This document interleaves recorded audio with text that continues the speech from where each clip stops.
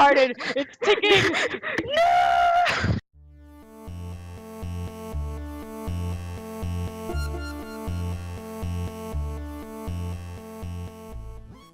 Hello, everyone, and welcome back to 4pixels. Coco and Kimi are here, along with our guests, Buttons and Leifule, and we are continuing the letter.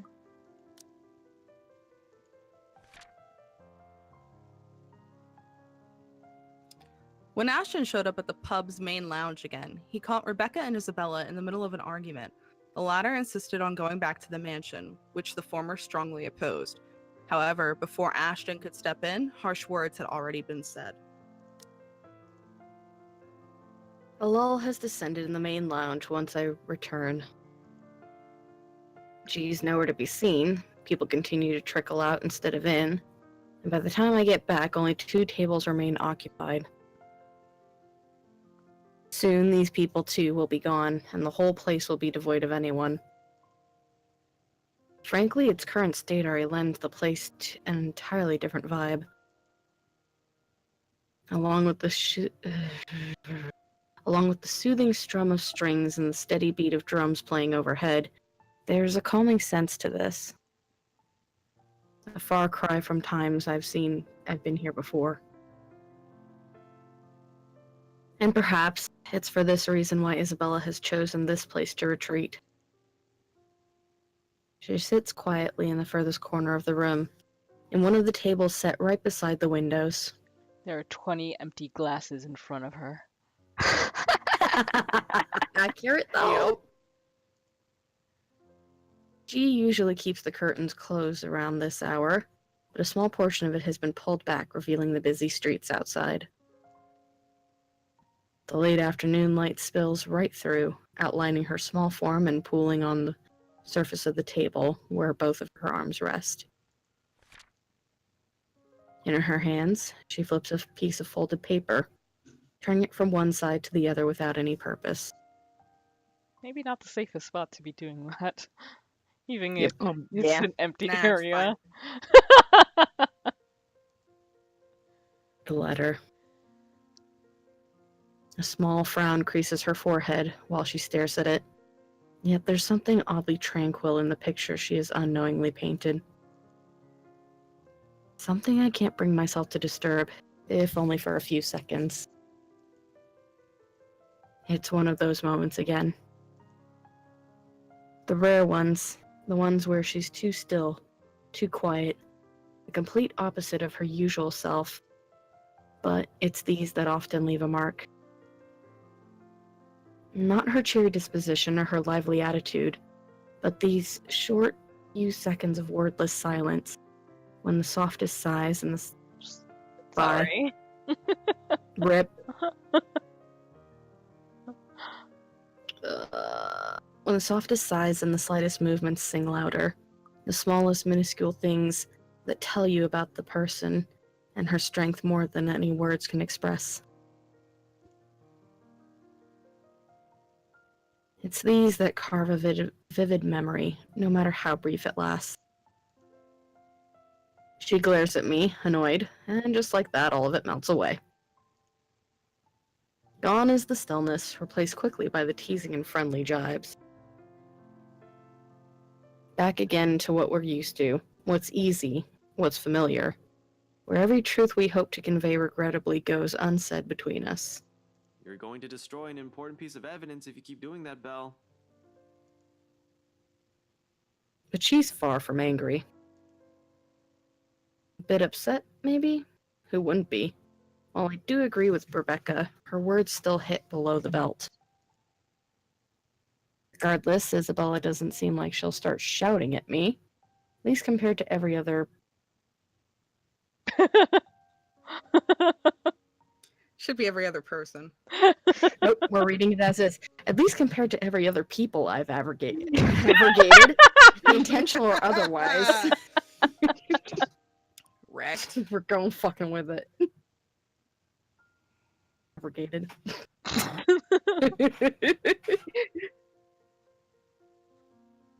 Some light talk may just do the trick and coax her out of this mood.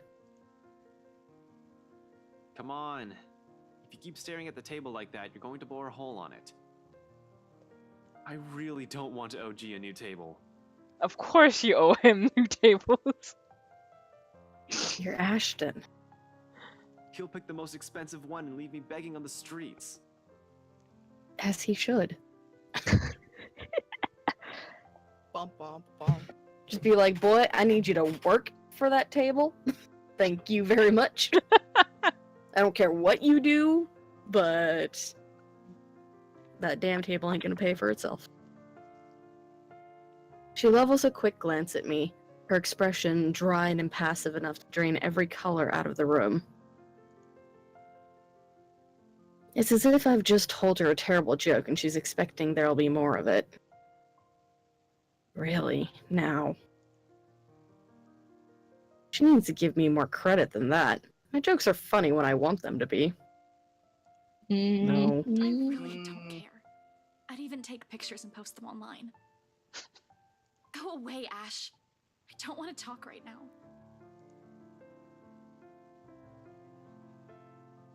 Yet it sounds half-hearted at best. Like what's happening has already sapped every bit of energy in her, and all that's left are the words. Pretty soon, those two will lose their meaning and leave a hollow shell in their wake. It's already unusual to see her like this.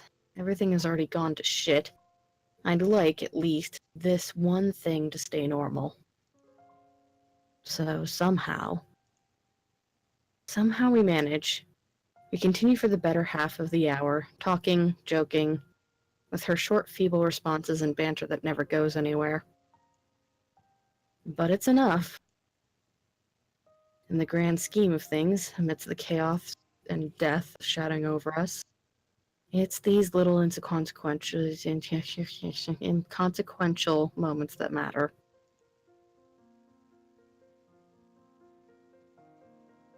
It's her smile, her laughter, when it finally rings, easy and free of her burdens. Okay, I have another one. I don't want to hear it, Ashton. Go away. She doesn't No, sound like really, laughing. Listen. I know someone who talks like an owl. Will you leave me alone if I bite and ask who? A pause. And then she frowns as realization slowly dawns on her. Confusion flashes fleetingly across her face, before eventually settling on a grimace. Oh. Oh.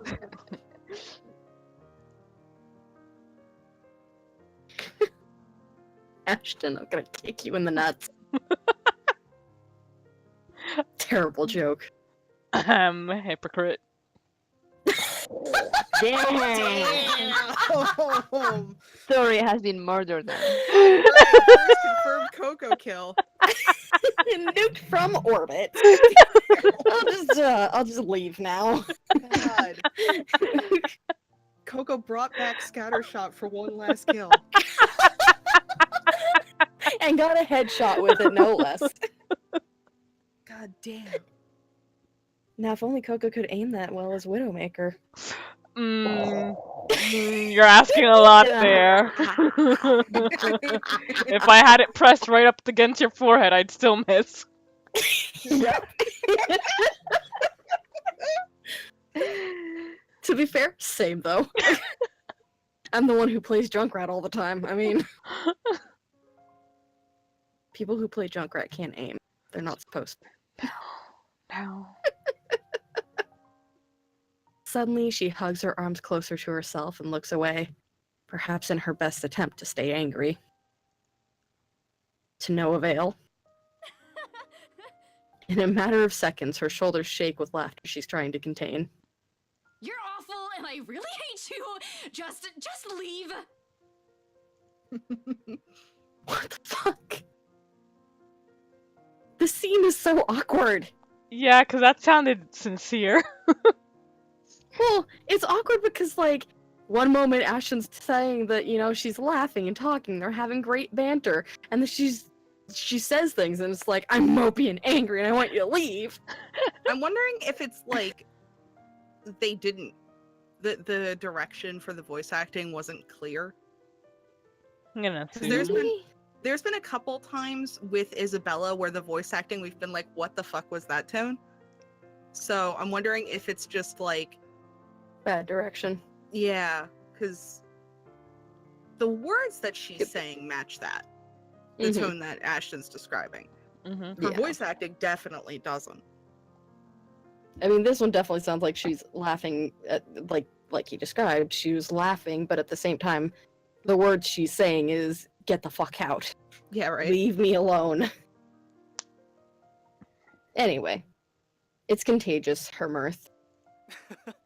Soon, I'm joining her in it, briefly forgetting every problem that has piled and continues to weigh down on us. Laughing without reservation or care until only a familiar warmth lingers, once both our amusement ebbs away. Somehow, with her, these things have always come easy. Feeling better? A little. No. You're still lame. That was on point. But you're laughing right now. Only because your humor is terrible. Right. Keep telling yourself that. I know it's funny. No. And you know what? If you've kept frowning like that, your face might have cracked. That would No. have been really messy and ugly. Ashton! Hmm? I'm going to punch him. Let's all go punch him.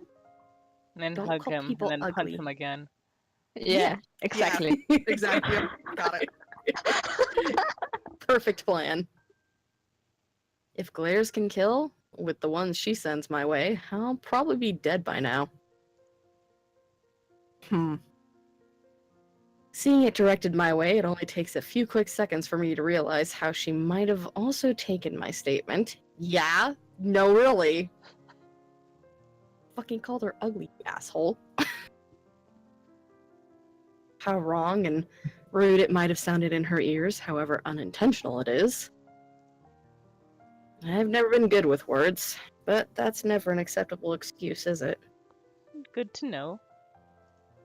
At least he knows better. Suddenly, taking the brunt of her anger seems less complicated than correcting or explaining myself. Nevertheless, I try. What? God, crap. Damn it, that was so not what I meant. I Mm-hmm. was just saying you look better when you're smiling. Fucking idiot, Ashton.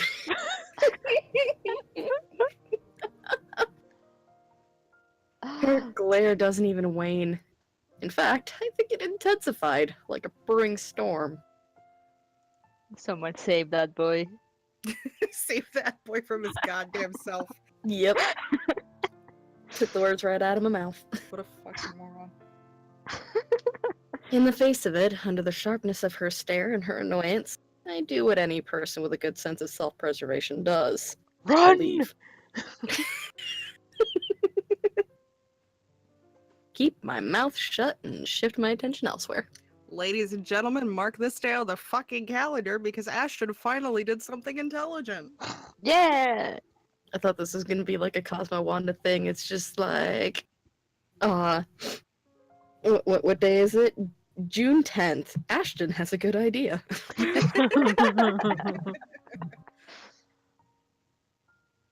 The crowd outside looks very interesting today. Maybe I should. Thanks, Ash. She utters all of it in a voice too small, too quiet. But when I turn to her, only those words, her gratitude, resonate throughout the whole room. Not the soft clinking of silverware somewhere, nor the last strains of music fading into the silence above us. Instead, it's the meaning behind her gaze, as she holds mine, that lingers. Steady, unflinching, and open, in the same way she looked at me all those years ago, with bright eyes and an expression softening into a tender smile. Thank you. Thank you. I didn't understand it then. How easy it is for her to wear her heart on her sleeve. how she never shies away from expressing herself, even among people she barely knows. How she can go through everything without losing herself. Now it's among the hundreds, thousands that hang unspoken between us. Trivial little things with worth still too big to put into words. Either because it's too early, or because there's never really a proper time. For now, though, this'll do. Until the moment itself dwindles. Until reality pulls us back in, reminding us of the things we've set aside in its favor. Isabella, about what happened with Rebecca earlier. I should probably apologize to Becca. I know she only No. means well. And I said some really bad things. No. She should be apologizing to you. What Yeah, the that's what I was Exactly. gonna say.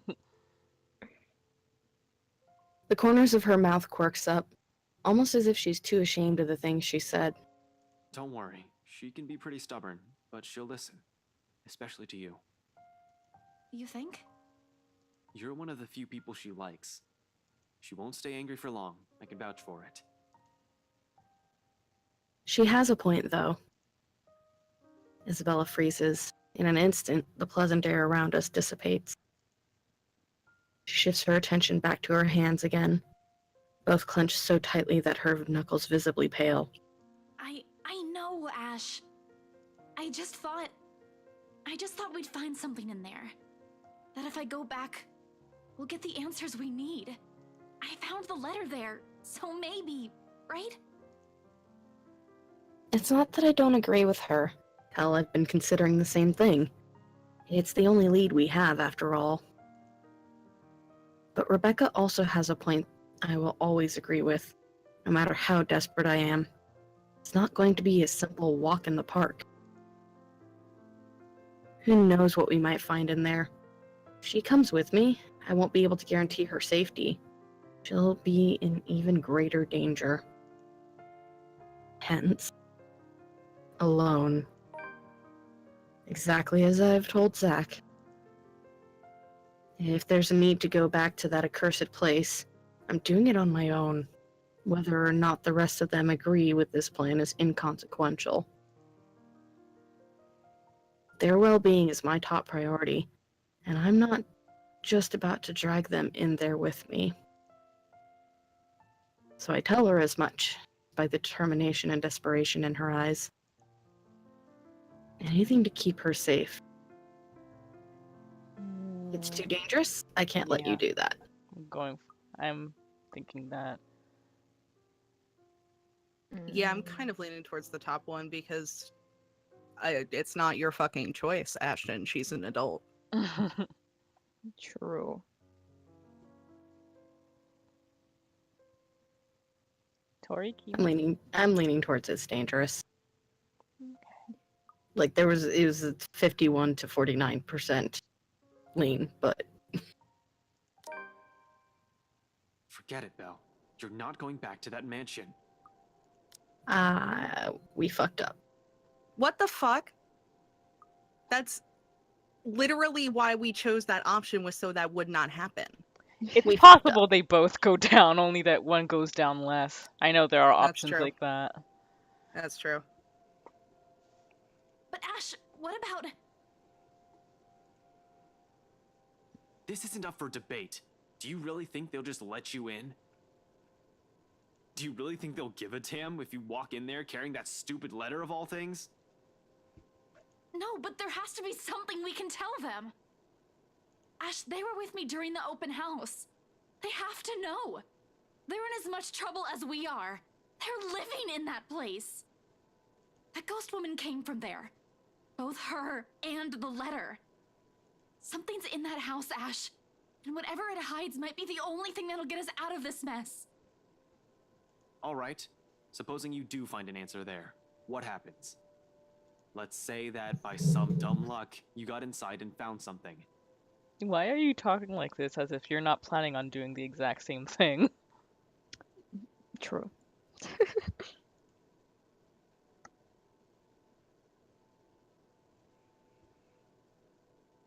Alright, that's weird again. What if you see her again? What if she goes after you? What are you going to do?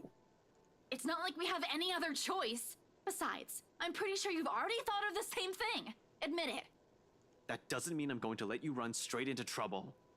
What you're planning to do is risky. For you. Give it up, Isabella. Unexpectedly, Isabella merely clams up. No resistance. No further argument like I've come to expect from her. Probably tired from being screamed at all day. She's probably Bro. gonna do it anyway.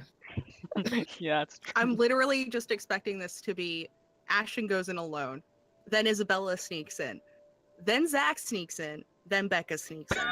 That would be That's literally amazing. all I'm expecting at this point because, like, I mean, we are starting to get near the end, so it'd be really weird Yeah. to have a finale without all the characters present. So exactly. yeah, something like that has to happen. You know, Coco, I regret looking up anything. Oh, Because I know the people who are there in one of Ashton's deaths. So I'm just sitting here going, did we manage to avoid it? Don't think so. We'll But I see. think so all at the same time. So, you know, it's like, it could be either because there could be another choice down the line that truly determines it. We don't know. Uncharacteristic. Just a silence that stretches far too thin, till the air in the whole room grows awkward and suffocating. Stand still, that'll get us nowhere. Although, if there's one thing our talk has wonderfully succeeded at, it's making me feel like a total asshole hypocrite. Because you are. Mm-hmm. Yeah. And I am, considering my plans tonight. Sure, I can tell her, but what good would it do? I've already told Zach. One person is enough. Hell, simply letting someone in on the plan makes me iffy. Broadening that circle and revealing too much would just cause another pointless concern. But someone has to be aware, at least of where I'm heading off to, in case things don't pan out. Expect the worst, even if they've only intended to do a quick survey of the place. In my own words, risky. Isabella doesn't need to be burdened with the worry my entire scheme entails. I'd like to think that, yes, to some extent she understands. Even if she does not entirely agree with me, the dilemma's clear in her. Otherwise, her scowl wouldn't have a deeper set to it. Her lips wouldn't be pressed in a thin line, or her hand would no longer be balled into fists. She would have pushed that argument. If she doesn't, and I know she has no lack of things to say. Maybe it's because she has already heard the same thing from Rebecca.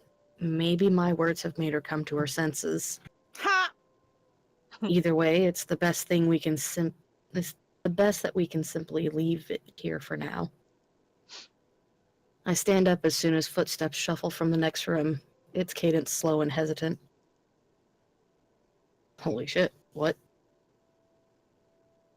Shortly, Rebecca comes into view, clutching her hands firmly in front of her and sporting the same uncertainty in her face.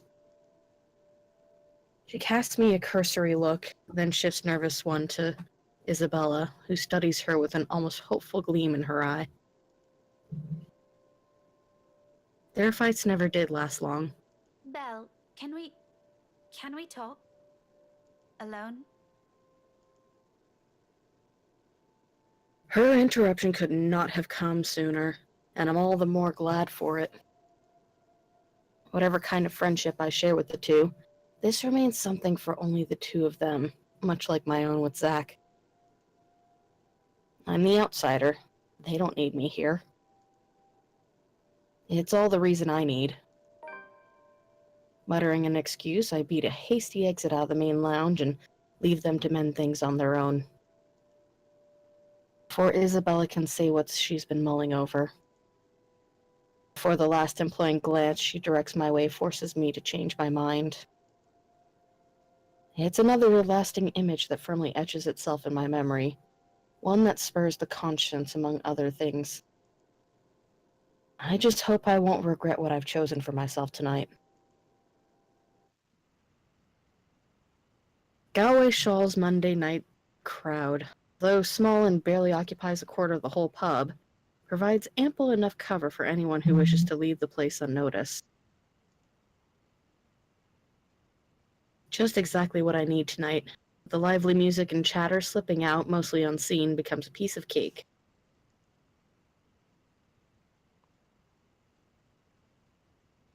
Without much trouble, soon enough I find myself standing outside under the chilly Luxborn night.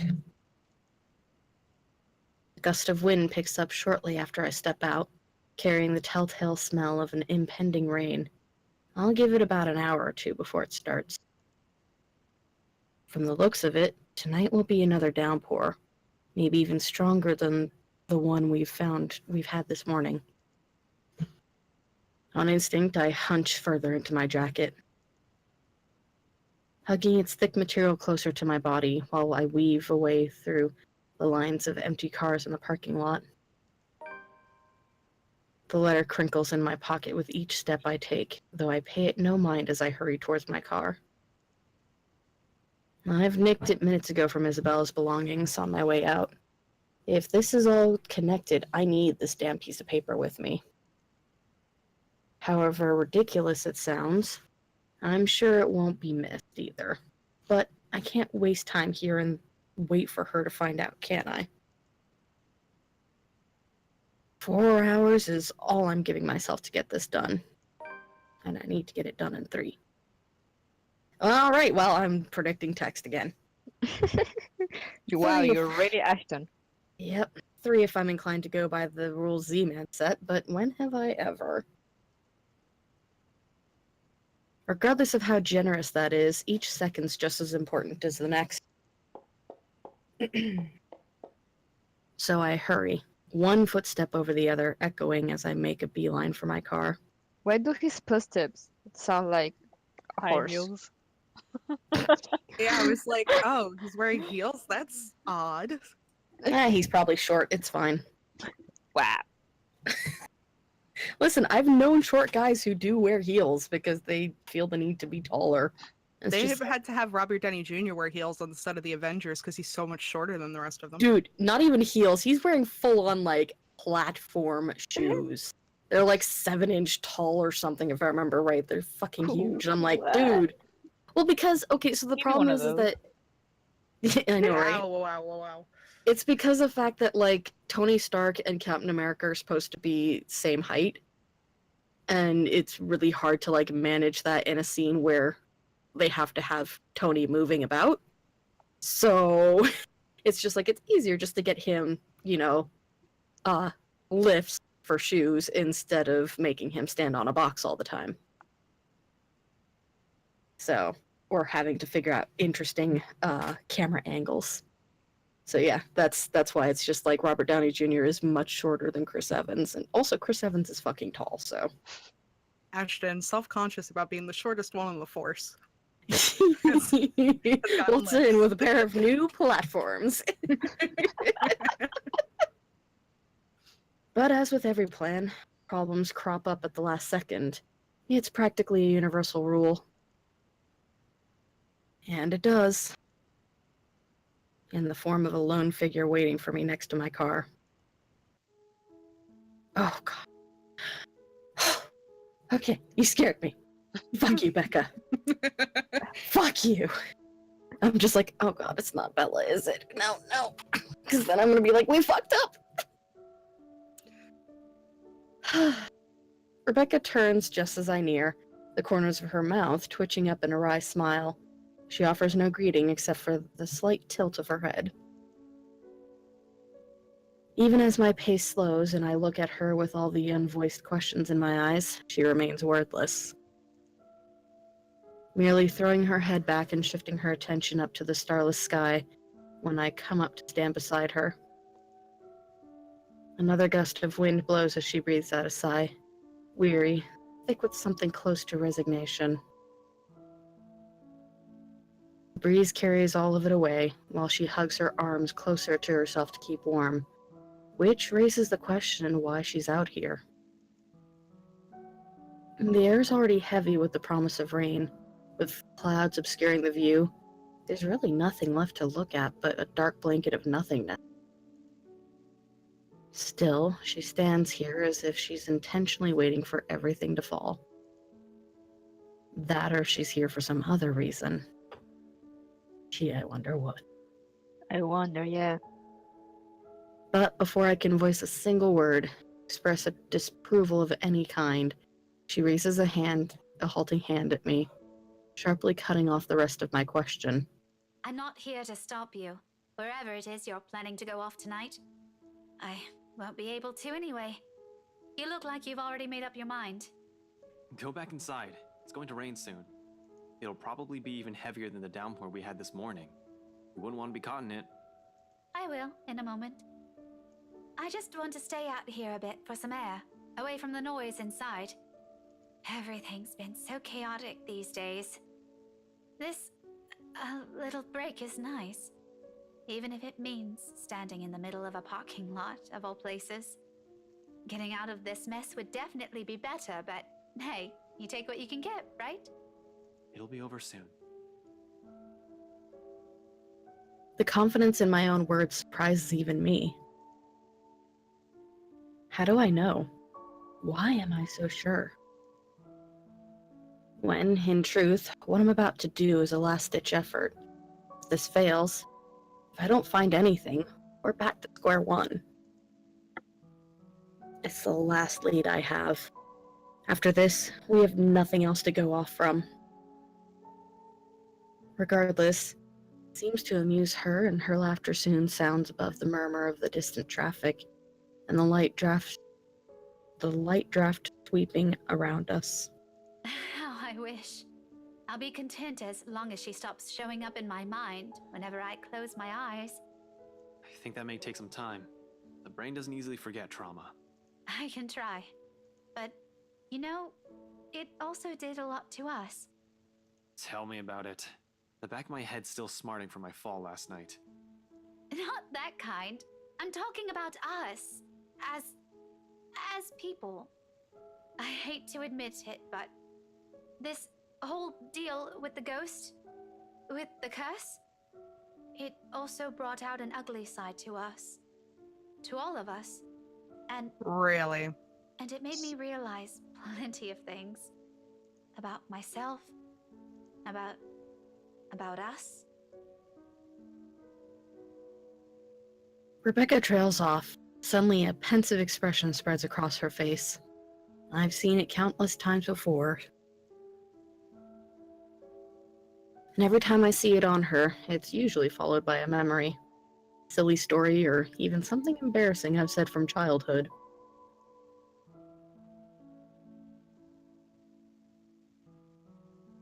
Unlike me, who will much rather forget, she remembers each of them so easily. And after a short bout of silence, when she smiles, I know this is one of those times again. Do you remember that one time back in secondary? Which one? We did a lot of dumb things back then. Well, I did, but you get the point. And with that, we will wrap this episode up right here. Thank you guys for joining us, and see you next time. Bye bye. Bye. Bye-bye!